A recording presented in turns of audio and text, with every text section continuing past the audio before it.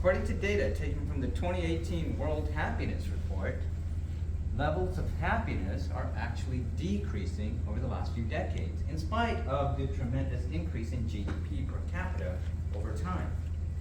If you look at the 2018 report and you read their content, what you find out is one of the reasons for the decrease in happiness is the rise of certain of these chronic diseases. So all this spending, instead of increasing levels of happiness, is actually contributing to higher rates of chronic disease, which are thereby decreasing levels of happiness. So, if all this spending is not increasing happiness, what does the research show actually does impact our happiness? Well, they tend to be factors that engage the human person in some way. So factors that engage the body, such as good nutrition, regular exercise, good sleep. Factors that engage the mind, such as enjoying a sense of security.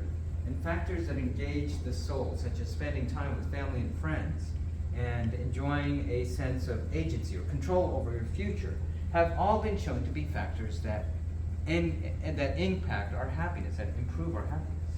Now, what you'll notice about this list of factors is that apart from food and security, the rest on this list is free of cost. We oftentimes look for our happiness in our material goods and possessions, but in fact, based on the science of happiness, once we've met our basic needs, the best things in life are free